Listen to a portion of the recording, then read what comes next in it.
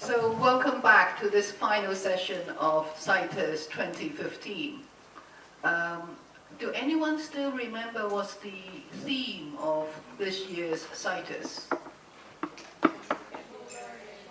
Louder. Digital learning. Digital learning? No, not quite.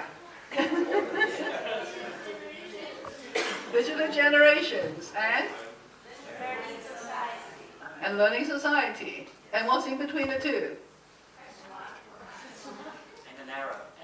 I just Googled this. Right, okay. There it is. Yes. There's a clue up there. Yes. Well, actually, I'm not entirely sure now about the arrow, in fact. I do have a big question mark. But I don't know whether the arrow should be a one-way arrow or two-way arrow. I'm not entirely sure. But so we actually put up this theme as a kind of question that we've been arguing among ourselves. And so we decided, since this is such a debatable question, maybe we should actually get more brains to help us with this. And of course, we had 4 brilliant brains on stage. Well, of course, there are more than that. We actually have many brains, brilliant brains, within this room, and also some of them actually, have been contributing throughout the past 2 days. And, well, we decided that we need to be thinking about cyber wellness and cyber worldliness. Can anybody explain what cyber worldliness is? Okay, so this is something for a prize. Okay, so if you can explain what cyber worldliness is, you will get a free entrance to next year's CITERS. Okay, and then we have one is designing and assessing learning, the future of open learning and emerging pedagogies and technologies. In fact, our keynotes and also many of our sessions are very much discussing work in progress as well as many brilliant ideas about, or actually challenges or questions. So here in this final session, what we would like to do in this final panel is in fact to have you as the audience to tell us what you think about this theme. And what do you, so we have, well, digital generation. Who is the digital generation? I'm sure you all are, but I'm not sure about me. I was born in at a time when whenever I see a keyboard, that's a typewriter. And nobody I know nobody in the audience knows what a typewriter is anymore. So I don't even know whether I'm in the digital generation. And are we in the learning society? Again, I'm not very sure. So I've actually got these gentlemen on stage agreeing to each ask a couple questions that they've been thinking about related to this theme. And then we would then want to open up to the audience and would like you to give us your thoughts on that. So maybe I'll start with David. Well, first of all, I should actually introduce our speakers on stage. So Professor David Gibson, who's from University of Curtin, Professor Gerald Kanisek from University of Northern Texas, Dr. James Basham from University of Kansas, and of course our good librarian, Dr. Peter Sidoko from this university. So I think we should give the mic to someone who's not the furthest from Hong Kong you at the moment, but furthest away from me. Thank you. So when I think of that theme, on the digital generation side, I think about individual, and the word society is about group. So one question that always comes up to me is the relationship of individual learning and group learning, and the individual experience when they're in a group. So I'm very interested in what forms of collaborative problem solving on large, open-ended, ill-structured problems we can use to set scenarios to elicit creativity, communication, collaboration, and the communication that needs to take place among group members. So can we evolve our platforms in such a way that we scaffold social learning to the benefit of each individual?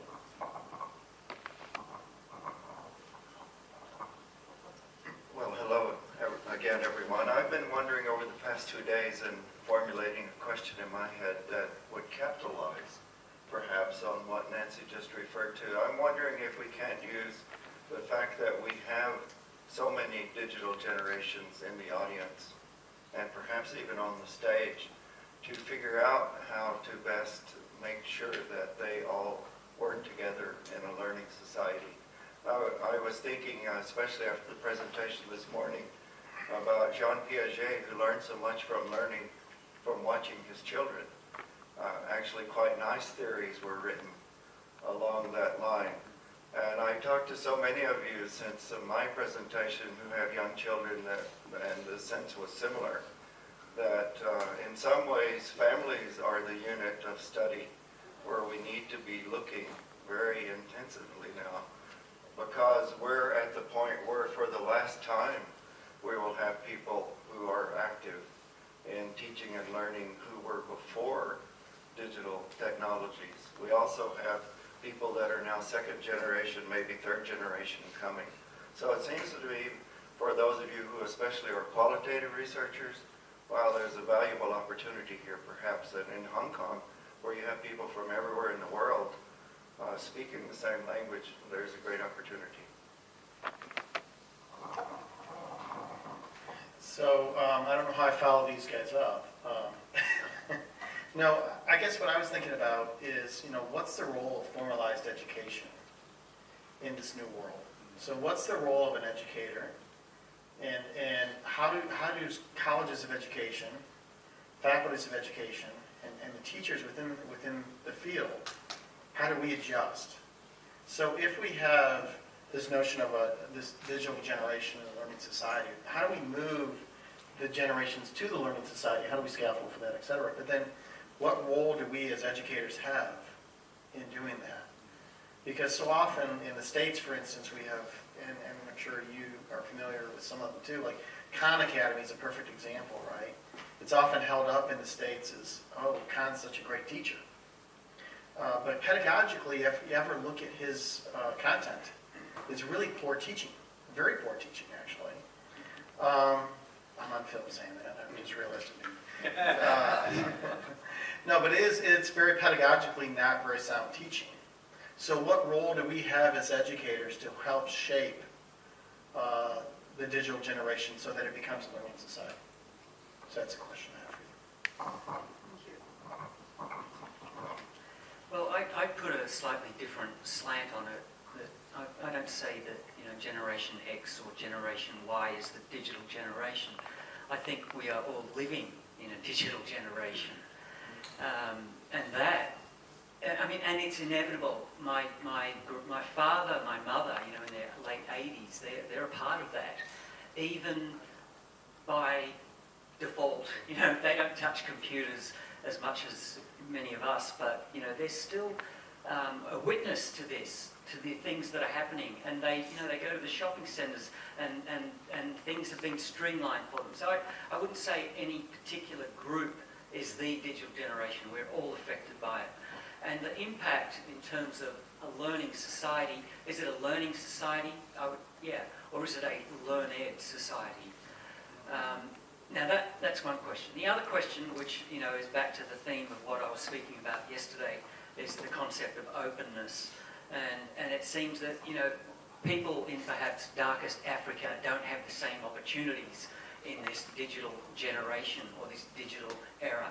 And I think that maybe not in my time, but in some time in the future, that there will be this great degree of openness, and particularly in terms of harnessing learning resources and doing it in a more systematic manner.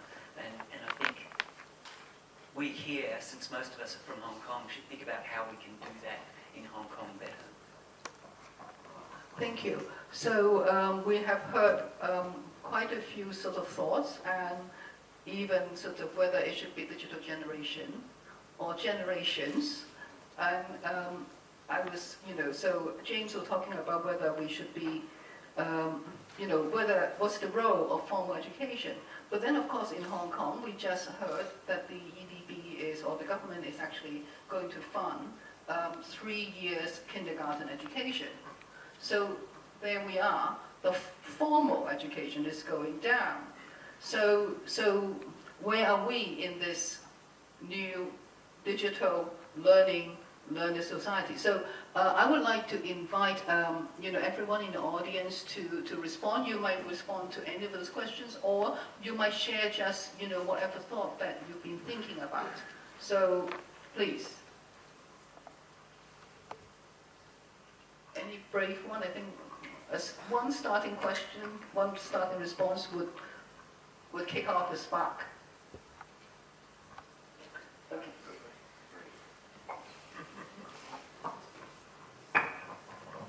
Thank you very much for giving me this opportunity, and thank you for sharing your wonderful thoughts. I just want to echo that me as one of the educators, and I'm also a parent, so I actually agree. I can agree with you more on that there should be a synergy between formal education and also the family as an education unit, and how we can, because we are in this profession and we are researchers and educators, so I wonder how we can further the research on the direction of combining different area of education, like formal, informal, school and family. And there's a term that's called ubiquitous learning. And I think it's not only about technology, it's actually about everything that we should think of this way, maybe. Thank you.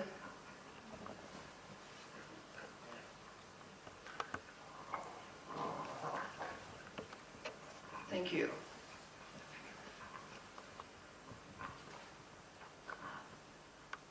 Actually, I have a question. I don't know who may be interested. When I'm thinking about learning society, one question I have is, what is the most important for us to learn now, this day and age?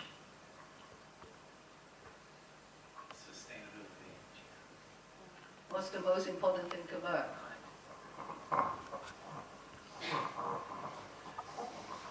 The first word that came to my mind was sustainability. I think if we don't leave a sustainable world to our grandchildren and their great-grandchildren and their great-great-grandchildren, that they just shouldn't have the responsibility of cleaning up our messes. And I think we've got a long way to go on that. And maybe this is a part of the relationship of the change of higher ed and its relationship to families and individuals, is instead of thinking about that the role of higher ed is to certify an individual for a role, maybe it's to, well, a couple of things come to mind that I wonder about. If all content is open and free, then the role of higher ed shouldn't need to be addressing that part of the problem. So what is left of the educable experience that higher ed can really make a valued contribution to? One piece that I think about is building the bridges that we're talking about from formal to informal, and through assessment and validation processes to focus in on the experiences that will leave people with a hunger to save the world, basically, to keep the world, make it a more peaceful and productive place for everyone in it. So that's one thought. Thank you. Well, actually, I'm not entirely, when I think about, a lot of times when we think about learning society, we seem to be very concerned about learning about what's happening, what's the next, and it's very much sort of cognitive and skills. I now tend to think that the most important thing probably is to be able to be open and be be able to live with diversity. I think one of the things that I'm actually quite troubled is to see how the world has been getting more and more troubled. Sustainability is one thing, but I think the sustainability is also what we create for ourselves, not just because of the resources, the air or the water, but because the world is so globalized. And so we've never actually been meeting such diversity all around us. And diversity could be challenging. And so how do we get, it could be generations. And so, even now in Hong Kong, in our own context, people will say, so much conflict, so much opposition, and so on. So and of course, this is not avoidable. So all around the world, the diversity seems to be causing problems. And so how to handle diversity, how to actually build respect and openness and be able to learn. Because if you don't have that openness, you may not be able to learn. So what does it mean in terms of, trying to build towards a learning society? Well, that's kind of what I was going to say. I was going to say the most important thing for us to learn is how to learn, right? That if we all knew how to learn and were able to, take advantage of that process, then being a global citizen, being, having a sustainable environment and all this kind of stuff would be more meaningful to us because we would grow with time. And I think part of the issue that we're having right now, I know as we reflect, I can only reflect on my experiences in the States and elsewhere, but the issues that we've had are that people don't know how to learn, that they're stuck in wherever they're at, and yet we need them to go on and catch up. I think of like my parents, for instance. My parents are divorced, actually. And I think of one parent who is semi-keeping up with society and has new understandings, and another parent, I hope they never see this video, another parent who isn't keeping up and is kind of has these old world sort of mentalities of what it means to be old.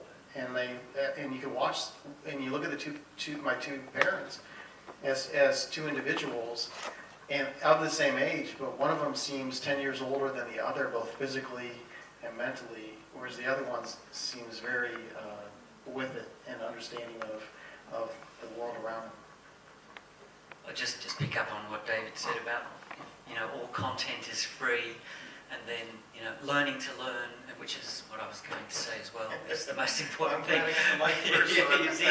But content is free, all of the content, but it doesn't have the context, right? It lacks the context. And it doesn't mean you have the content that you instantly can learn how to learn, or you can even learn. When MIT put out their open courseware, everyone thought this is outrageous, they're going to lose so much money, but how many people actually learn from that, and even now with MOOCs, the learning is kind of a distance learning thing, and it is remote.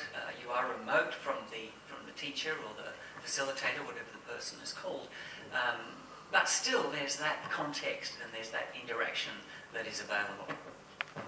And if I could add a little to Nancy's original question about what's the most important thing for us to learn.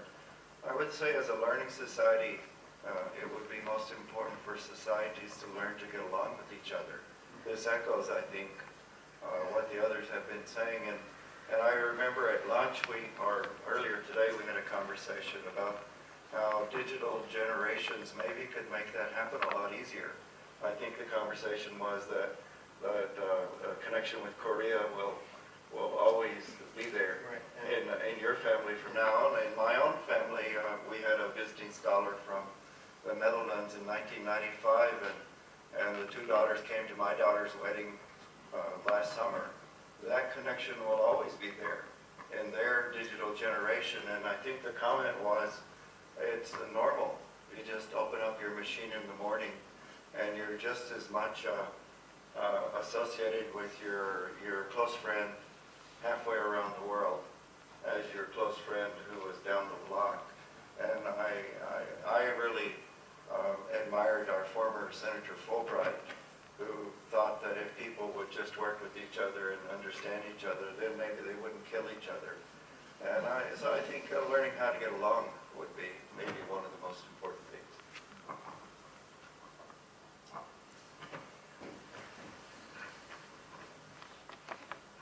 I also want to address this, what most important to learn. To my opinion, I think remind ourselves to be independent and keep autonomy is also very important, because now technology can do a lot of things like we used to do. And I have an example. I have a friend, like every day he drive from home to the office, he has to on GPS. If the GPS doesn't work, he cannot find the way. But that also gave us the reminder. For example, I'm not against the learning analytics or the big data. It will definitely bring something to us. But meanwhile, as a teacher or as a learner, we still need to keep the awareness, like where we are, not to let the machines telling us where we are. And also the teachers is also important. We want liberate the teachers from heavy work, but we should also let the teachers keep their own professionalism and decision making. So how to keep this balance, I think, is very important. Thank you. Thank you.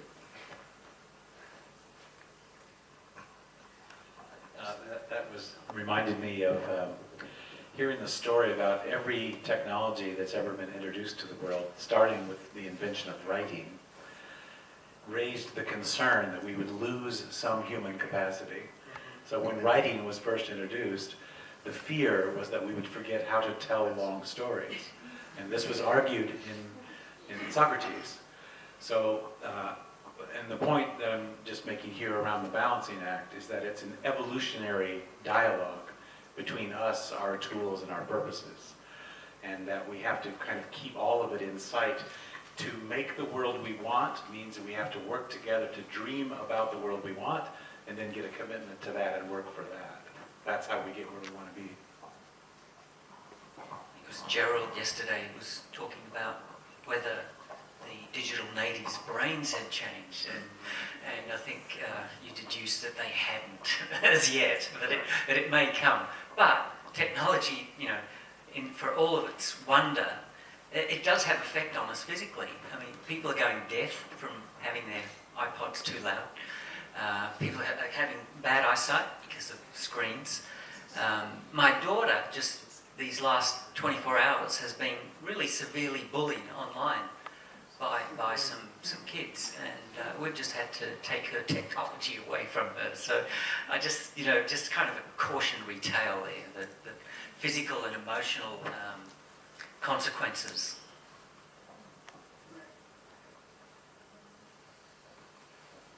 Anyone in the audience?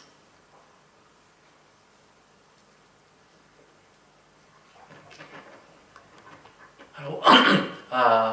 Perhaps it's part of my opinion, part of it is a question. I think at the microscopic level, the parents do not think this way. They don't think about a learning society. I would take a step back and to look at education, because the human race as a species is one of the mammals, is the only species that spends so much time in teaching their kids. And then primarily this is driven by survival. And in yesterday's talk we mentioned about the value of education is to pass on skills and to pass on culture, right? I mean, translated in modern terms is the survival skills. In modern days it's like basically the economic survival and also well-being. That is culture. So my question is, I think the only way for this to make sense, for us spending too much time on education, is that parents are assuming that in the future, continuous learning and innovation is the survival skills for the future. Otherwise, we would have overspent too much. Because if ultimately it's for well-being, perhaps we don't need a digital learning society per se. Maybe in the future, agriculture is the major form of survival. I don't know. But what my question may be, I think perhaps as a society, we collectively have not identified the justification of spending so much time on technologies. And I keep on asking myself this question. So unless we know that, or maybe we think the future is so uncertain that the continuous learning skills is the primary survival skills for the future, I think then it makes sense. But I still think maybe not all of the people need to take this path. Maybe there are some other path. But then I think perhaps diversity and embracing each other is the fundamental value that we need to pass on. And with that, on that platform, not all of us need to spend so much time on the same thing. Yes, I think you have a very good point there. I was, for all of us who are parents, somehow we know just what you were saying, that all those skills, basic skills are important. Somehow that may not be what's most important for the quality of life. My grandfather said every Czech is born with a fiddle in their hand and a song in their heart. He said that many times to me. My ancestry is Czechoslovakian. Somehow I was skipped, but my children all studied piano for many years. My oldest son at Microsoft is part of the a cappella choir, and he's most proud of that. My youngest son at Berkeley is in the Berkeley choir. And so that somehow that is the value that will be perhaps more important after all of the money-making skills are gone. And I would invite David, if I could, to comment a little on that, because actually whenever we go to a professional gathering with Dr. Gibson, everyone leaves happy because of David's special skills that are not in math modeling, although that's what you all might know him for. David, would you speak about that for a moment? Well, we were actually talking a lot right after lunch about, I'm a musician, I studied music composition, my bachelor's degree is in composition. And I now think of a music composition as though it were a nonlinear algorithm. In the days when I was first studying it, it had its own vocabulary and symbolism and that kind of thing, and I thought I was just a musician. But then the more that I studied the mathematics of music and the overlap between the physics of sound and computational approaches and that sort of thing, the more I began to understand that every line of music is an instruction set to someone who's going to sit very quietly and do their part at the right time. And so that the idea of orchestrating a lot of moving parts to fit together to create a pleasing result and to make an experience is very similar to the idea about being able to balance the elements that we have at our disposal for a pleasing effect. And I agree with you very much that if we all took the position that, well, everyone must do the same kind of thing, then we would have a very vanilla, kind of boring world. We really need to celebrate diversities. One of the connections for me between the idea of diversity and our need to learn to live together with sustainability is that biology's own solution to sustainability is diversity. And so we need to learn about the value of promoting and celebrating diversity as a survival skill, going to your idea about survival skills. So I believe that we should be placing bets everywhere as a society and then watching how things go. I find it a fascinating discussion, and I think the question is also, a very thought-provoking one. And it appears to me that, we are now going into a situation where contradictions is the rule of the day, and in fact, we need to see both ends. Just like, say, it's absolutely important that we are not totally dependent on technology. We must try to, well, to me, it would be such a loss if my performance, if my ability to do things is not augmented by the technology. So I'm not learning to do it, but it's actually part of me. It's like, when I start to learn to drive, I'm learning to drive.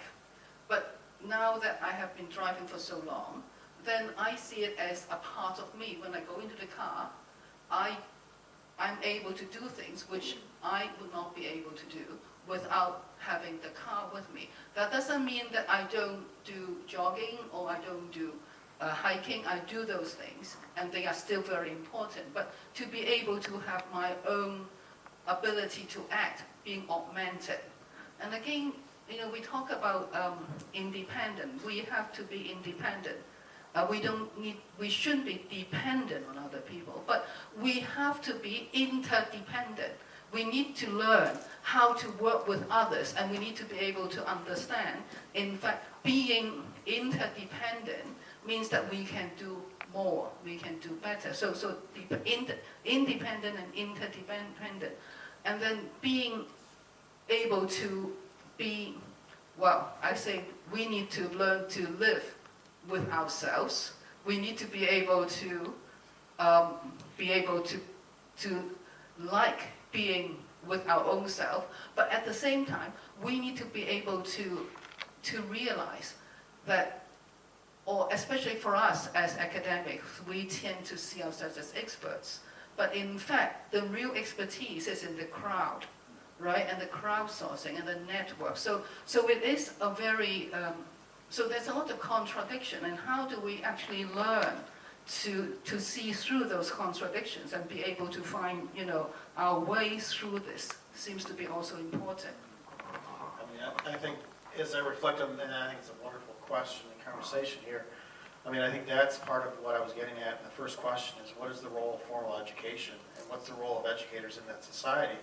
It's to have these debates, it's to have this discussion, it's just, and eventually it's going to have to be to draw a bright line. I mean, if you really start reading into the future of educational technology, it kind of gets a little scary because if you read some of the stuff that's going on in physics right now with being able to directly influence the brain by plugging in, that sort of thing, I think there's going to need to be a bright line that has to come out of this. And I think as educators, part of our role in society is to continually reflect on where is that bright line, what are we doing, and then how does technology augment what we're doing? So if the machine can help me lesson plan or personalize an environment, what then am I doing better?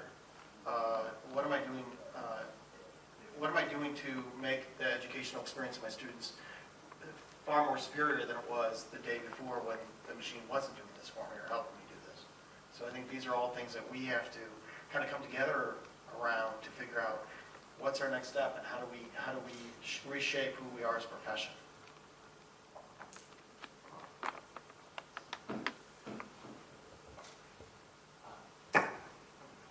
Sorry.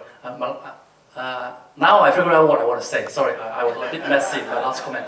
Because after hearing what you have just said, I kind of have a rough idea of what we should be talking about. I think that, again, at the microscopic level, the parents are very pragmatic. And you can't blame them. They are just totally rational. Because the fact that all the MIT and Harvard courses are on MOOC doesn't mean that people would really embrace it. Because what the parents want or what the people want is the certificate, the qualification. So unless the society has changed to a new mindset, where we have the proper assessment and reward system, otherwise, for the kid in Africa, going through all the MIT courses, he would have picked up all the knowledge. But without even if he give him an online qualification, if he doesn't have the environment for him to innovate based on that knowledge, it doesn't make any sense to the human being as a whole species. So I think the core of the subject is assessment and rewards. So if we are talking about the future for this species as a learning society, we have to have the platform, the infrastructure to democratize innovation and make a difference. And the whole society should, just to take a first step, every major government should hire people based on what they have done, not based on what certificate they have got in their hand. Then we will come to realize that the real level of technology, like MOOCs and stuff. Otherwise, I think we are just held hostage by the existing social infrastructure. And it's such a waste of resources and time for so many people. I think everyone's reaching for the mic, but Peter has just first. very quickly, I mean, I agree, I do agree, but I think there may be there may be some subtle differences, cultural differences, I think. And I think, you know, is it the product? Is it the process? And you are suggesting that it's the product. But I would kind of beg to differ. I know that there is a strong emphasis of that here in Hong Kong, certainly. But I hope that is evolving, that is changing. And I know it has in other places, and I can see that. Well, I think many of us do. Is this on? I don't think it's on. There it is. Oh, it's on now. They're controlling it upstairs. So I think there's a lot of interesting sort of conversation that's going to emerge from this very question. But I think if we start looking at things like micro-credentialing, for instance, right? I don't know if anyone else was David. I don't know where you were going with this, but if you look at micro-credentialing, are people familiar with micro-credentialing? The idea that rather than taking Carnegie units where you have a 3-credit course or whatever, that a course may be worth 10 credentials, like 10 small little credentials or badges, if you will, right?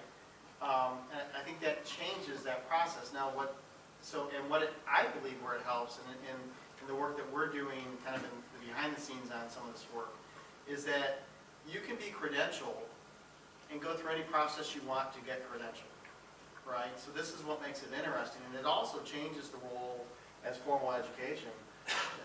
So if I want to be credentialed in something, do I have to go take a class in this? No, you do not.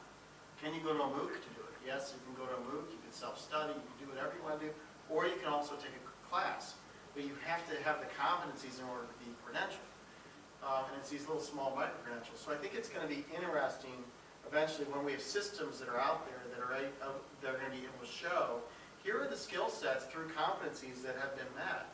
And I think that also will drive to conversations of how do we go through a meaningful process in order to gain these skills and this knowledge and skills. Yeah, I agree very much with what you're saying. As you were making your point, I was thinking about badging and micro-credentialing and the value add of higher ed's role in being in the space of validating that some learning has taken place, and also to offer the opportunities to build that experience that you're talking about, so that as important, let's say maybe there's a transition time when you graduate, it'll be as important to have a listing of things you've done and accomplished and teams you've been on and problems you've solved and the context in which those took place along with that credential. There are places already in the world, such as Google, who's one of the large employers in the United States, where you can't get a job with a credential. They don't care about your credential. They give a 10-question entrance exam that's almost entirely creative. And if you take a look at their entrance exam, and it's how the person responds to those 10 questions, whether they get a further interview or not, and then the things that get in are things people have built, done, problem solved, places they've been. It's all about the kind of person, because they know that they can bring into their environment anyone who is reasonably sharp and can learn fast and do anything that they want with that person. So credentials are pretty much meaningless there. But of course that's very uneven, because other places around the world, they're still critical. So we've got it's very differently scattered around, that innovation doesn't hit everybody all at once. It's in certain places much better than in others, or further along, or whatever. I've worked in that badge and micro-credential space, and I think that's, to me, when I think about the issue then that's underneath that, and we've been talking a lot about this, is can we support performance assessment in a new way? Performance assessment in the US died a death because it was not computational, could not be scaled, it was difficult to make as a system-wide feature, just because the human scoring piece and the human's relationships to the machines hadn't been figured out. So it had a rise, and theoretically it looked like that was going to really replace testing at one point, and then it had a very quick death, a policy death, from the top, just on costs, just the cost of grading.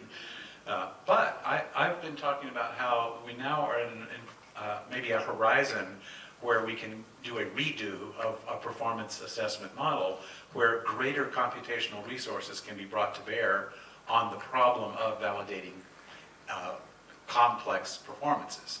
So I'm hopeful that there's some help in that zone. I think higher ed's going to always be needed to set the context, deepen the reflections, show the leading edge, introduce the leading edge to the business community, do the community role of educating the community along. There's so many roles for higher ed other than credentialing in a program.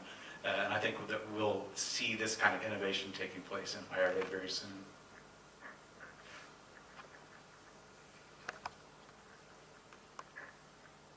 You know, I'm just going to follow up with this real quick because I think it's a higher ed piece. Because Alan and I were talking just a few minutes ago, standing in his office, about coding coming to be. And it reminded me of a conversation I had with my colleagues in computer science just recently down, across the way from my office. And, it came up that there are all these free tools to learn coding. And I said to the professor in computer science, I said, so what do you think about all this stuff? He goes, I think it's great. That means I don't have to teach it. And if I don't have to teach that, I can teach something more advanced. And I think it's an interesting way to look at, where we are at in society, that if we could stop teaching certain things because they can learn it other ways or computers or through educational tech or whatever, that we've actually built that into who we are. What does it do to us as higher education? I think it kind of opens our horizon to thinking about new things that can be taught. So. Well, when I think about the issue of assessment, I think it really depends on whether you are seeing it from the educator's point of view or seeing it from the individual's point of view. If I'm seeing it from the individual point of view, I would say don't bother too much about credentialing. It's, at the end of the day, your capacity and we were talking about this thing called grit. So how far you are able to be confident that if you persist, then you will be able to move forward. And whatever we do in terms of assessment research and improvement, we need to do it. I mean, if we're educators, we need to improve the assessment.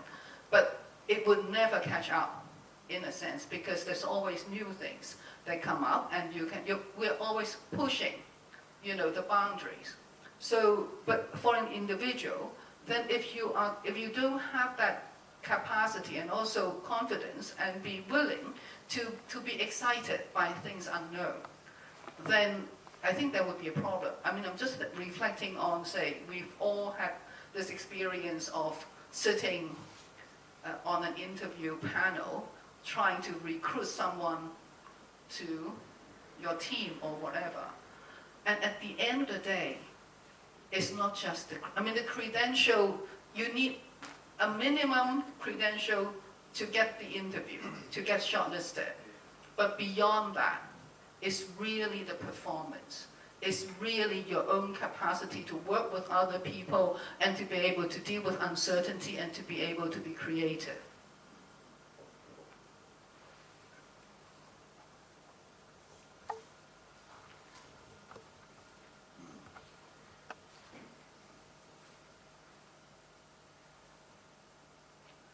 Just on that, many of those are actually very difficult to teach and very difficult to assess as well.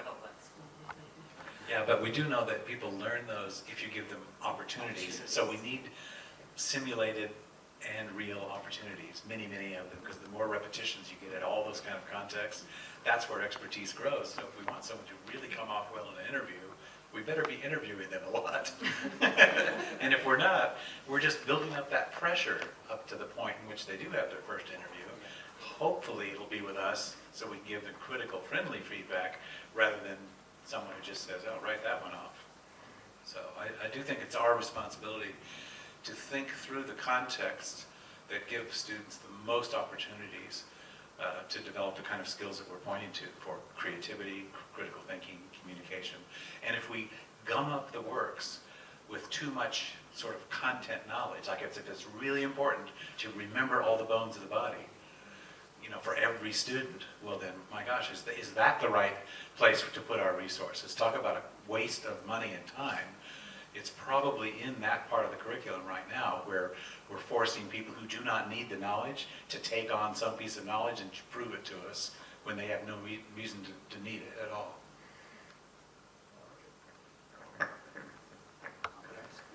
We haven't talked very much about teachers today. I think we have quite a few in the audience. Are there some of you, many of you teachers? Yes, I thought.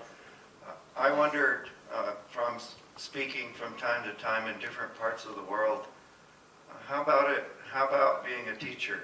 Is our digital age, is the fact that we have all digital learners, is it making it better or worse for you to be a teacher? Is it making it easier or harder for you to be a teacher? What do you think? I would really like to know.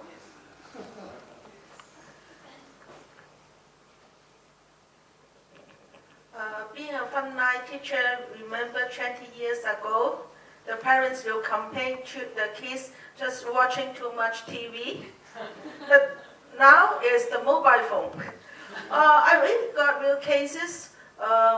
If the parents or our teacher, we just forbidden them to use any mobile phone. No more WhatsApp, no more Facebook. Then they will have quick improvement in exam. And also in the quality of homework.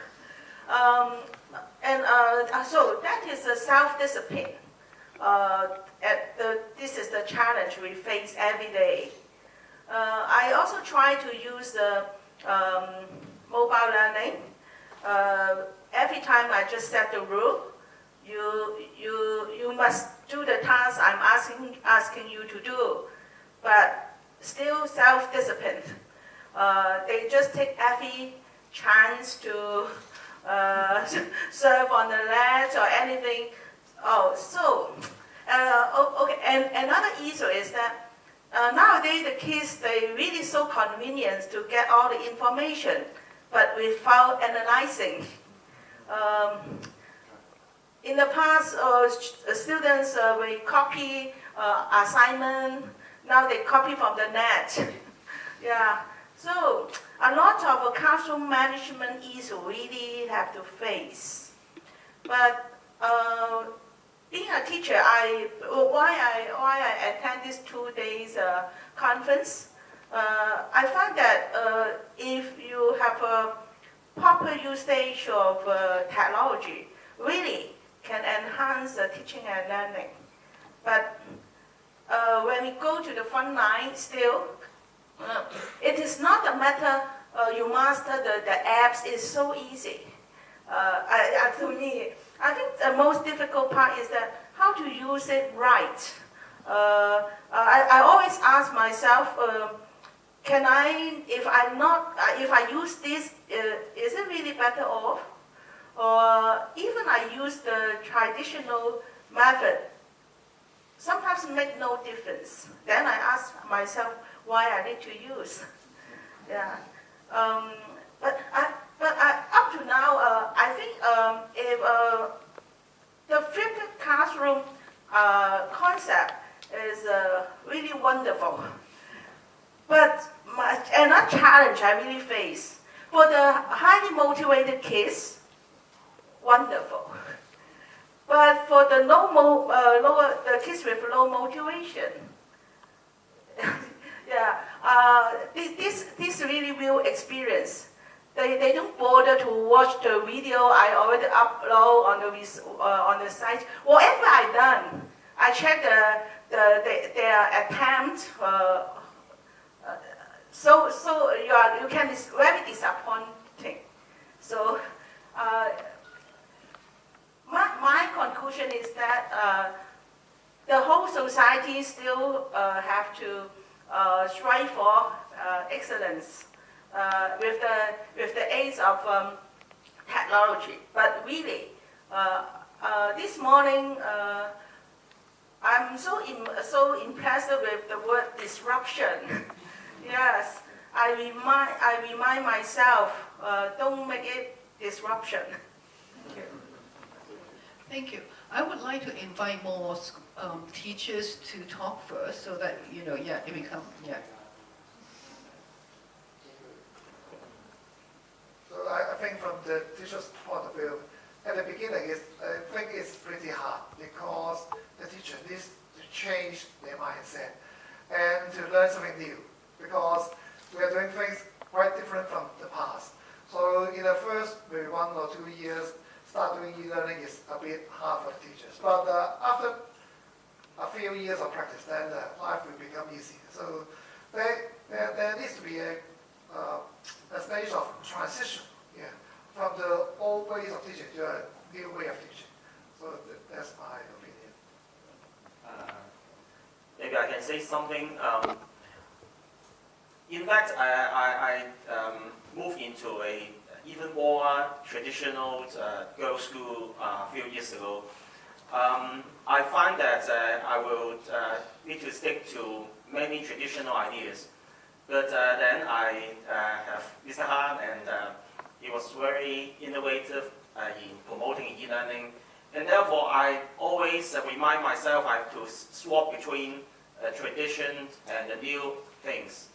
And just like I'm teaching science and ICT, and some are very traditional ideas, we are teaching something that is 100 years or more ago. And that is something that is, for the modern world, that is ICT. And I always remind myself and also my students, I sometimes need to swap between my left brain and right brain to swap between two things. But in teaching science, in fact, I feel I'm teaching something that is 10 years ago that is still that knowledge. And 10 years later, that is more or less the same. But the ways of teaching is very different. And we are using some technology in order to help to promote that ideas. My belief is using that technology that will bring the learning experience closer to the students' living experience. Because they are, in fact, using mobile technology every day. Not just the computer technology, but the mobile technology and communication technology. And if they use that means to study, they will study easier, and their ways of study will be more interesting to them. And in that sense, and hopefully, they will learn the subject knowledge as well as the ways of living and to prepare themselves to go to the next generation. Therefore, in junior secondary, I still believe the skills are more important than the knowledge. But that is a sad truth that I can see many of my colleagues, they are more concentrate on the knowledge part instead of the skills part. And therefore, students find it quite hard to manage some knowledge, not like what we have done in 10 to 20 years ago. And that is our educators or our teachers need to think about how to make use of knowledge in the right way, but not just blindly promote the mobile learning without thinking the knowledge itself. And that is, we are still fighting and working towards that goals. Thank you. Thank you. Any more? Yes, good.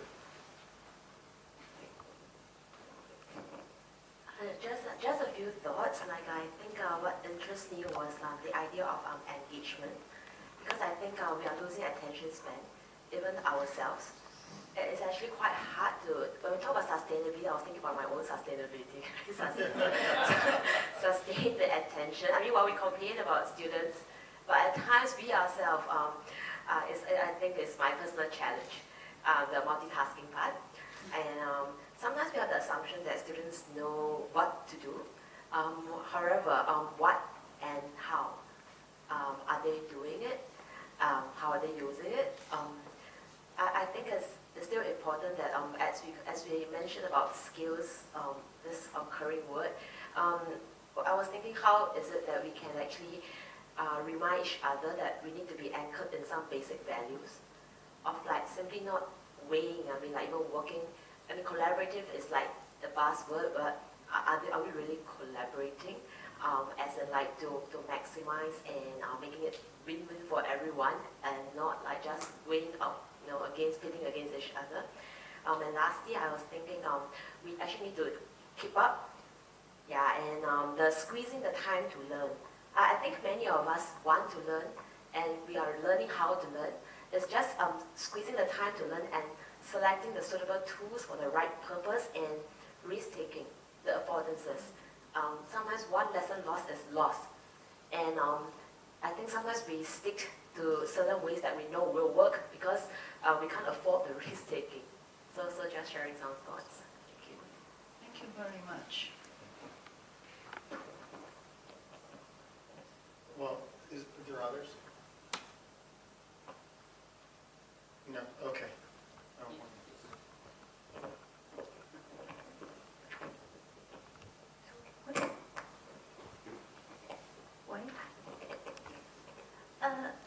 Thank you.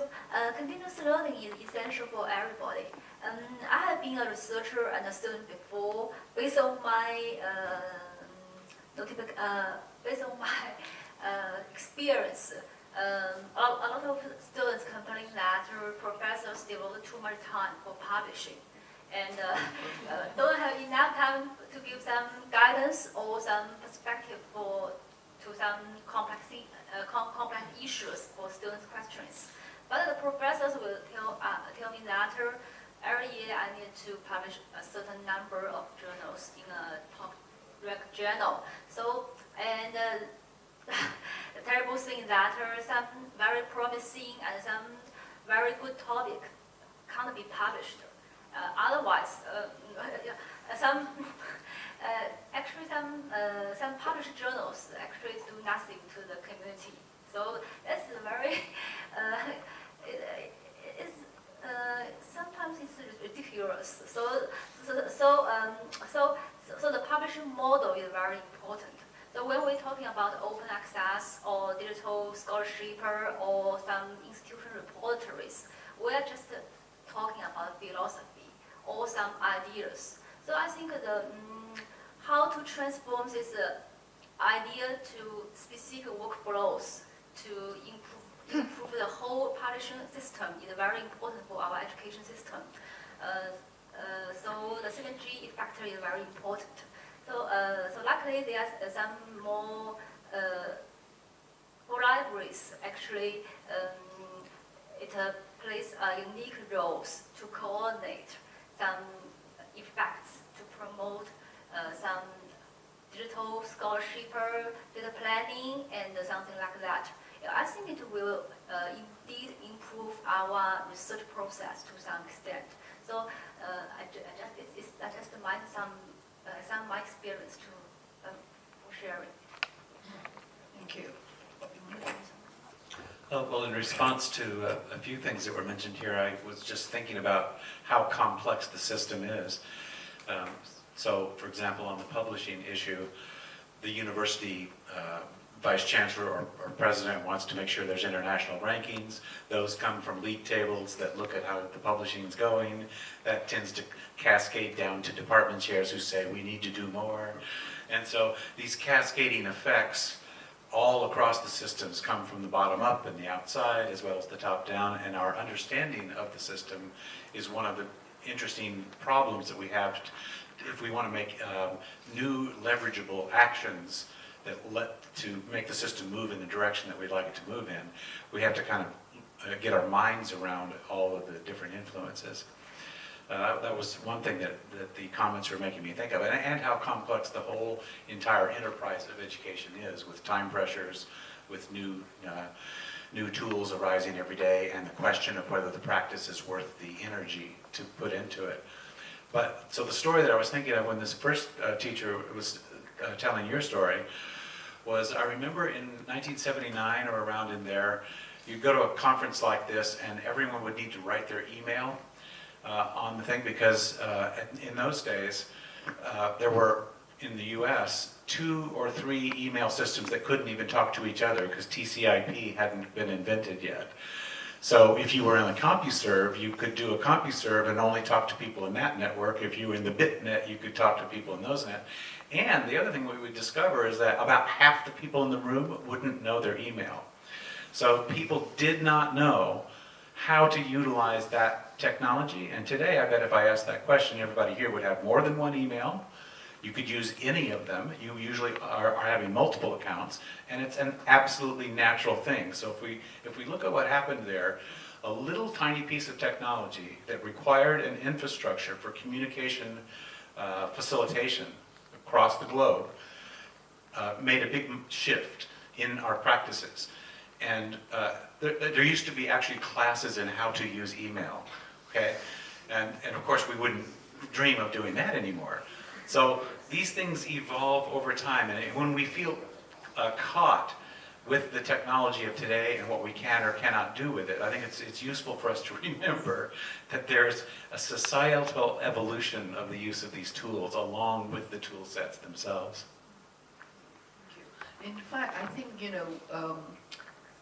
through this whole afternoon of discussion, I feel that we've actually gone a very, very long way, and in fact we've been actually learning and changing in strides.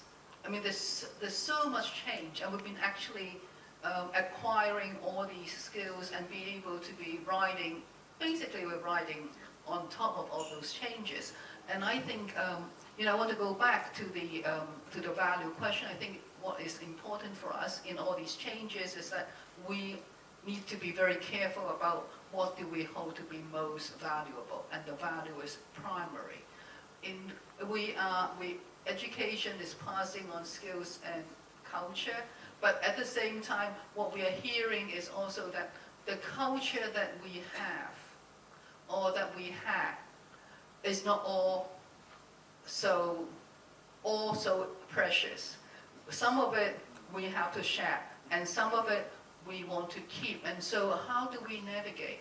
And we do need to have patience, and I think I have a lot of respect for the teachers in this room. The stories I hear actually tells me that they are all very patient. They're all very patient, and we're all learning. And so we are making this transition to change the culture. So I think this is wonderful. And I would like to give the last words to our panel members.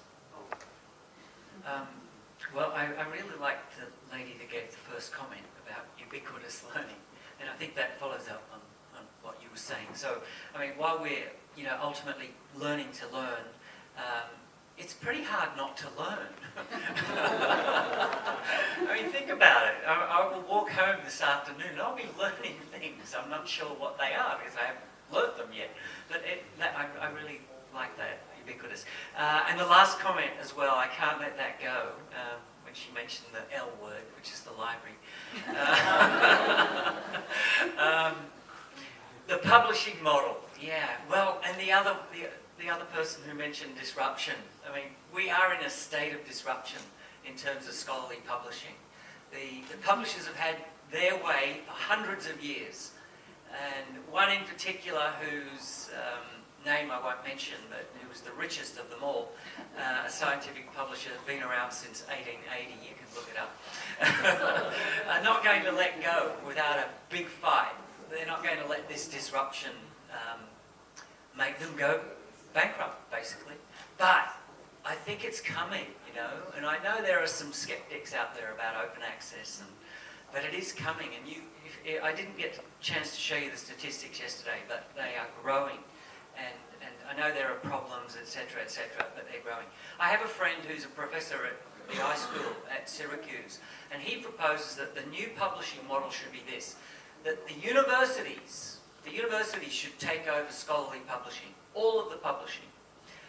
Each university, major university, takes a specialization and publishes that journal and distributes it for free.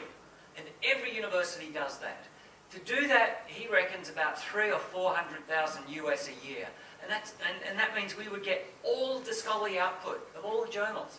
Now we pay, a lot more than that to get the scholarly output. I think it's an interesting model that getting universities of that size to talk to each other might actually work.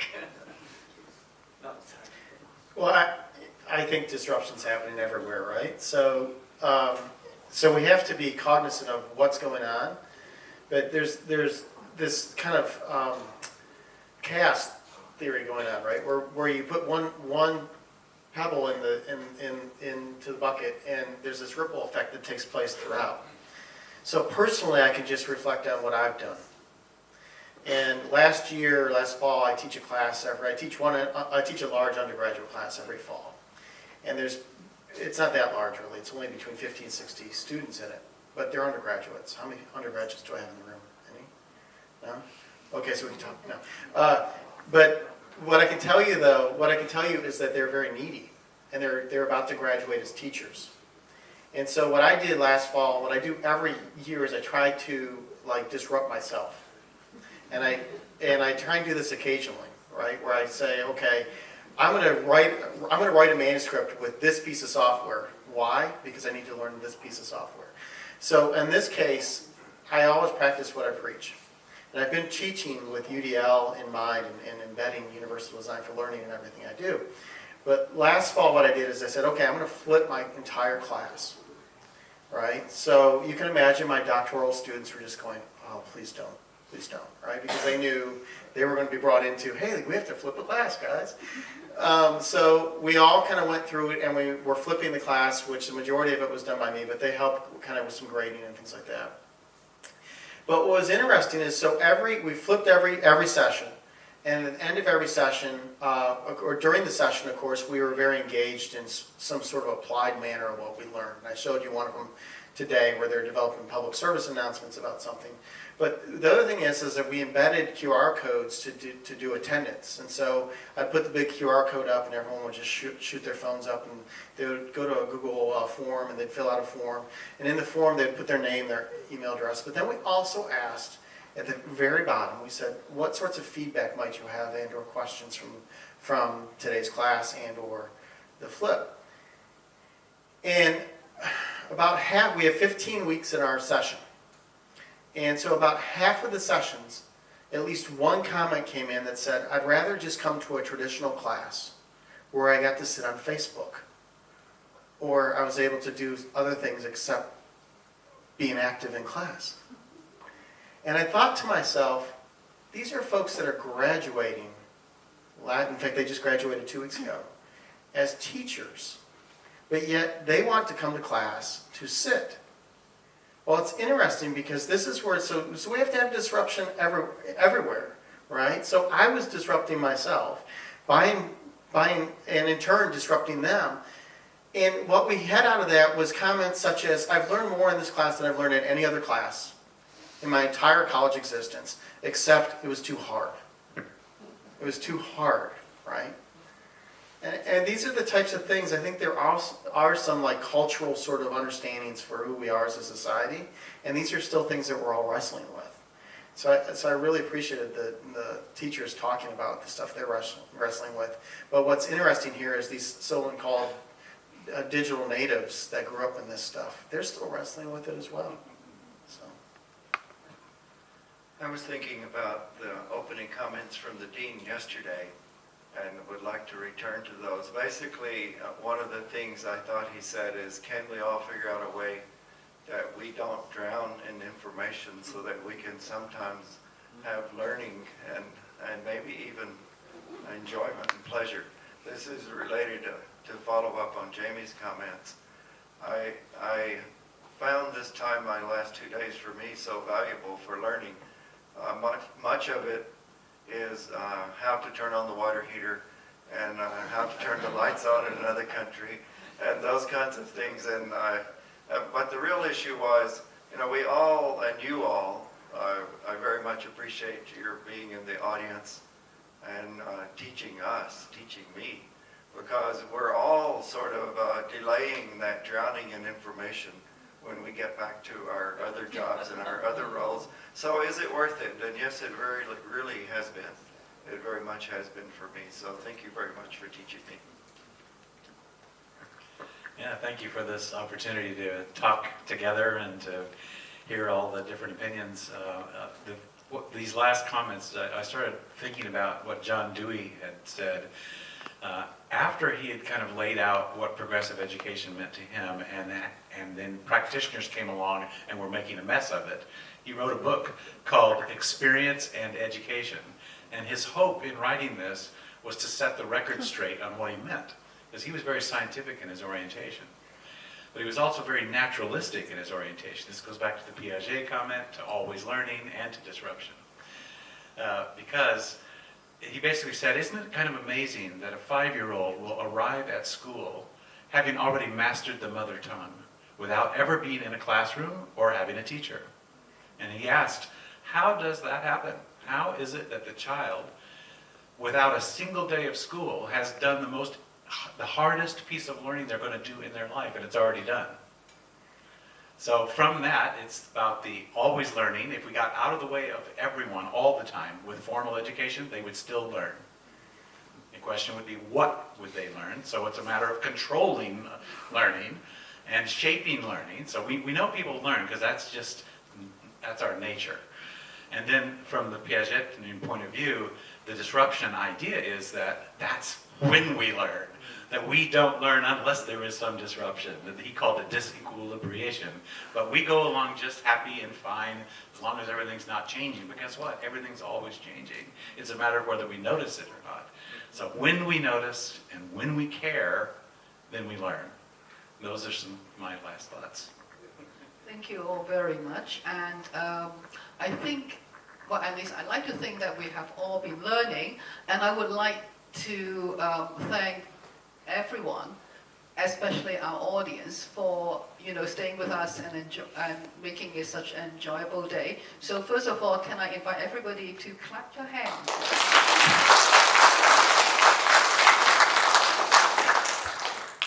And of course, in case you are sad that you will have to wait for 1 year for the next CITERS, then make sure that you have your email registered on the site's website. Then you will receive all the information about all the many events that we're going to have, during the year. And so now I would like to wish everyone a great weekend, and also summer is coming, so wishing you a great summer. And if you care to stay, I would like to invite all of you to come on stage and have a photo with all of us before you leave. Thank you.